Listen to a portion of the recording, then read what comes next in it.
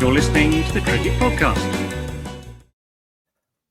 Hello, everyone, and welcome back to the Cricket Podcast for our 6th World Cup 2023 preview and prediction show. On this episode, or in this section, if you're listening to it on audio, we'll be talking about South Africa, one of the kind of historic big boys, but a team that has never won the trophy. Roth, you were just in South Africa a mere 8 months ago, literally just landed. What was the feeling on the ground? Is this the team that's going to bring home the cup, the coveted Cricket World Cup? One, what a beautiful country, but two, like the cricket ground. So I was in Cape Town, went to Newlands and watched the opening of the South Africa 20, and the people absolutely love their players there. It's like the passion that they have for the likes like David Miller, Rabada, etc. They absolutely love it, and there's awful lot of support, and there'll be an awful lot of support for South Africa winning this. You look at the likes of like Heinrich Klaasen in the absolute form of his life. This is Quinton de Kock's kind of last rodeo for them as well. And they've got, again, some really, really talented players in this lineup. I think the South Africans are going to be well supported at home and abroad. Right, let's go then. So they will be captained by Temba Bavuma. They will be coached by Rob Walters. So it's interesting with South Africa. They've gone down the split coaching route. So he's relatively new into post. He's got a little bit of experience with the New Zealand A team, and he has said he wants South Africa to play expansive, exciting cricket, no fear cricket. So we should expect good things from them. And actually, to be fair to him, in the ODIs we've seen them play in the lead up to this tournament, they have been pretty full bore. They've been exciting. With the kit, they've kept it simple. It's green and it's got South Africa written in yellow across the kit at the front. So it's another green team. You know, it's not my favourite kit. It's a little bit boring, if you ask me. But they're going to be recognisably South Africa, which is what you want. You don't want them to go out there and think they're Nepal or something along those lines. Anyway, let's move on from kits to the road to the World Cup, because it was a little bit of a roundabout journey for them. They cancelled a series against South Africa and they lost, I think, to Ireland away. So they were at one point in real danger of having to go through the qualifiers. It was Australia, wasn't it? Well, you said South Africa there. Was it Australia? Sorry. South Africa. Yeah, it was South Africa, obviously the team that cancelled the series, so they could fit in the SA20. Thanks for the correction. It kind of meant that it came down to them having 6 matches, 3 against England, 3 against the Netherlands, to make it to the big dance, at least without going through the qualifiers. And they nailed it. 6 out of 6. They played really well against England to win those 3, and then finished the job off well against the Netherlands. So they managed to finish 8th out of the 12 teams in the ODI Super League, which was exactly where they needed to be in terms of qualification. So was it good? No, not really. But bearing in mind they decided to just forfeit some of their matches, it could have been worse, is what I would say. The 11 that I expect them to play, and I think they're one of the more predictable teams. I think it'll be Temba Bavuma and Quinton de Kock opening up. I think Rassie van der Dussen will bat 3. Markram will bat 4, and Heinrich Klaasen will bat 5. Killer Miller in at number 6. Marco Jansen, pretty sure he will be their number 7, leaving Maharaj, Rabada, Gerald Coetzee, and Shamsi as a potential bottom 4.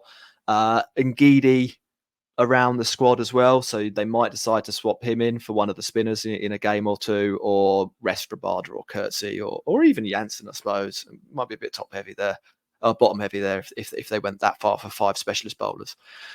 Do expect them to rest and rotate though, and Ngidi is a very, very capable ODI bowler and could definitely be an 11 that you named for them. We'll do some strengths and weaknesses, shall we? I think, Jack, just on that front, so Mangala, who's become a bit of a cult figure, not in the squad, and Norkia, but is ruled out through injury. Is that right? Of course. Yeah, one massive miss with Norkia, who missed the last World Cup as well, so it's sad for him. And then Mangala not making it as well. I mean, we've talked about this a few times, Max and I. The 15-man squad means that teams often have to pick a guy who can kind of bat and bowl a bit over someone who's maybe a specialist, but better at the specialism. And I think Mangala might be a guy who missed out to probably Pefela Kwayu, who is not really that great at either batting or bowling, But if you've got an injury or you need to rest Jansen, is a better option, if that makes sense. So it's bigger squads. He's That's what we Sanjay need. We need bigger Mandrake's squads. bits and pieces player. Is what you need. He is, yeah, exactly. That's exactly why he's in. So let's talk about some strengths. And to be really honest, Ross, they're pretty strong everywhere. This is why I'm really buying into this team. If you look at their recent performances, the last couple of years, they're above average in basically every portion of the game when it comes to batting. They don't lose that many wickets. They score really quickly. They score very quickly when Heinrich Klaasen gets going. They've got some proper finishers. Marco Jansen's a fairly capable number 7, and they've actually got guys down the order who can finish it off or hang about if you need them to as well. Like players like Rabada, for example, actually a pretty capable batter. Is he going to fit in your top 6? No, not at all. But he's not bad wandering in at number 9, is he? Like it's actually a pretty decent sight if you're South Africa. Maybe you could say they're a little bit shallow. They don't bat super deep. Max was saying the other day he doesn't really rate Marco Jansen as a batter. I'm a Jansen buyer, so I don't think that's a huge weakness from a batting perspective. But I think they look good. On the bowling side, it's a pretty decent attack. You've got 2 really good spinners in Maharaj and Shamsi. Markram can also bowl a little bit as well. Rabada, what a leader of an attack he is. Like that's sort of the real deal there. Rockets from Curtsey, or sort of control line and length and nibbling it around from Ngidi. The weakness I've got, Ross, and maybe you can pile in on some strength as well in a second. The one question mark I have, now, I said I liked his batting.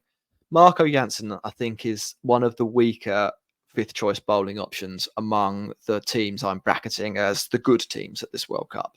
If you look at the balance of the side, I think he's going to have to bowl a lot of overs. And if you look at what he's accomplished in ODI cricket so far, it's not a lot. Like he doesn't really have a role that he slots into nicely in this team. So there's my take on South Africa. I quite like them. I actually look at this team and I think they're pretty solid. What are your thoughts? Do you think there are other weaknesses that I haven't explored? No, I think you're pretty spot on there. What's do we know what Marco Jansen's record is when he plays in India? Obviously, he's played a few times in the IPL. I didn't do too horrendously. I think I recognise it's a different format and it doesn't always translate. But yeah, perhaps there's a little bit of bowling with experience there and kind of being around it that kind of gives them confidence of his ability to bowl in those conditions. Have you got him there? Well, I know that in the IPL, his bowling has not been amazing. I mean, he's one of those guys. He's a very, very good red ball player. Very, very, very good red ball bowler. Like an average in the low 20s. Really good at nailing a line and a length. Quite skillful. The left arm angle causes people a lot of trouble. And then obviously playing at home in South Africa, the bounce angle helps him even more. If you want to look at his bowling and just isolate this to the IPL, I haven't got up any of his ODI stats, so I'm not sure he's actually played an ODI in India. Mm-hmm. His economy is 9. Now, it's not the same game transferring over into ODI cricket, but that isn't a good start. And I know that his economy rate in ODIs is above 6, which isn't fantastic. Now, you could, if you're a South African fan or you're Marco Jansen, you might say, and I think this is sort of fair, that South Africa have been scoring a lot of runs, which means the other team really have to attack.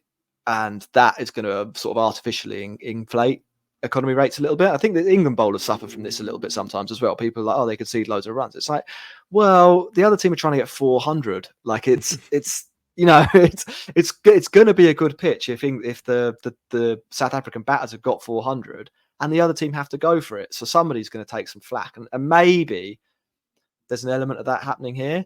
I think just as a package, though, I don't really know what he fits in as. Like he's not obviously a guy you want to give the new ball to. I think he'll bowl some new ball overs, but if you're thinking the first 3 overs with the new ball from either end, you're probably taking Rabada and Ngidi or Rabada and Curtsey. So he's going to get the white ball after it sort of stops swinging because it doesn't swing for that long. And then he's going to get some power play punishment probably because he's quite a predictable bowler. Then in the middle overs, he doesn't really have like a big bumper or loads of sort of cutters and variations. So I don't see how he's going to blag wickets there, and he becomes a little bit milkable. And his death bowling is probably his biggest weakness in T20 cricket. So no, they're not really trying to do a character assassination on Marco Jansen here. I'm just He's done saying a good job, though. if you look at the South Africa team, the top 6 like legitimately ranks right up there with England and India, I think, based on what we've seen recently. Heinrich Klaasen might be the best white ball batter in the world. De Kock, just an absolute Rolls Royce opener. Absolutely just brilliant. Bavuma pretty handy as well. So that's sort of locked down. And they've got strike bowlers and spinners galore. It's there's just one element missing. Like, it's take out Marco Jansen and put in Hardik Pandya, and I think you've got a nailed on top 2 team. I think they're that good. But you can't do that. That transfer option isn't available. They've got to go with what they have. And I think that's it means they're a little bit iffy. Let's take England as well. If we're comparing the good batting lineups, England have got Livingston and Moeen Ali as their kind of make-up bowlers, and maybe Sam Curran in that mix as well. Probably better batters than Jansen, and probably better bowlers in these conditions. Australia, Glenn Maxwell cut through India today, didn't he? And probably a better. So that's where I think the weakness is. It's harsh because Marco Jansen isn't a bad player, but if you're saying, is this team a real favourite to win the World Cup? Like, should we be penciling them in for the semi-final? I'm thinking probably not, because they do have a little bit of a weakness in that spot. I don't know. Do you think the rest of the team basically can cover that up? Like, talk to me. I think what's difficult is that if you play in ODI cricket, there's sometimes you can find those dead overs. I think it's a little bit against some of the teams that they'll play against. There are some bits where you're going to be able to get kind of 5-6 overs out of Markram. You don't want to do that, but I think you can find it. And I also think the same can be said for Jansen, and I think they can try and manage it that way. When they come against some of the stronger teams who will attack, there's going to be nowhere to hide in some of these pieces. You talk about kind of Kirtsey's pace. Yeah, right, there is pace there, but he's also inexperienced at this level. And I think if you kind of say, look, that's why Norkie is such kind of a big loss probably in that space. But yeah, I'm pretty comfortable with what they're looking like at the moment. Like, if you look at when you get down to like David Miller and Heinrich Klaasen, you've already had Rassie van der Dussen, who is absolutely brilliant in ODI cricket for the last few years since he came on the scene. Bavuma recently hit a century for them, so he's in a bit of touch. De Kock is always going to be in and around the runs in that space as well. And then Markram, he's a bit of an enigma, is probably fair to say. Like, you don't really know which one's going to turn up, but yeah, I think they've got enough about them in the batting department that can kind of compensate. And if Jansen has clear role definition of kind of going in and be like, right, you are there to bat with Klaasen, or you're there to go biff a few sixes and kind of go for it, I think it can work out in a kind of a limited role capacity. Yeah. Some question marks as well, if you wanted to dig really into them, about like how quick someone like Tabraiz Shamsi bowls and whether that will work in India. I think India have plastered him in every game they've played against him, haven't they? So I don't know whether you read into that India are good against Shamsi, or that maybe the conditions factor in. So something to consider there. But I think overall, I'm actually pretty hot on South Africa. If I was going to make a prediction, and I think it is tough. I actually think they will make the semi-finals. They're one of the 4 teams that I think are in the mix. If you look at the bookies, based on their sort of recent performances against sort of Australia, and where they came back from 2-0 down in that series with their more or less their front 11, they've fallen from, I think, about 15-1 down to 9-1. So they're right there with Pakistan for that last spot. I think Pakistan are sort of heading in the wrong direction at this point. I think the loss of Naseem Shah means they're significantly weaker. I think South Africa are trending in the right direction, and I actually think that they will do it. If we go through the sort of metrics for how that could work, the bottom teams in the tournament, I think they're strong favourites to beat Netherlands, Afghanistan, Sri Lanka, and Bangladesh. I think they'll pick up points against all of them. That leaves Pakistan, New Zealand, England, India, and Australia as the teams that the strong ones. Can they win 2 of those 5 matches? I think this South Africa team can. That's why I think that they'll make the next round. I think they can win 3 out of those 5. I think they're really dangerous, and they're one of the scary teams. And I hope it sort of does work. I much prefer teams played like this than sort of grind ball. The grind ball approach. I want to see Heinrich Klaasen score 700 runs at the World Cup at a strike rate of 150. That's really what I want. I don't want to see, I don't know, who should I pick on? Devon Conway score 700 runs at 90 and take New Zealand there. So that's what I'm thinking. Where do you see him coming? And because they are a tough one to call. Yeah, I mean, I like their lineup. I think from a bowling perspective, it just feels that, I just think they're a little bit of experience short in that lineup. I know the Maharaj played a lot. You talk about kind of Shamsi in those conditions, but just from a pace perspective, like bowling in India is just a different proposition. And I think that you will see, I would be probably going for someone like Ngidi over Coetzee probably in that opening kind of game, but we'll see. Their batting lineup is really exciting, and I think they're going to cause some teams some real problems. And it'll just be how they deal with kind of the different conditions as the tournament goes through and progresses. So I'm going to say there or thereabouts. I reckon that fourth or fifth spot in the Super League. Yeah, definitely there for them to take it. Yeah, we'll do their what's it called? Their spirit animal in a moment. Spirit animal in a moment. Just having a look at their fixtures. They kick off with Sri Lanka, then Australia, then the Netherlands. So it's not a bad start, I think, to the tournament for them there.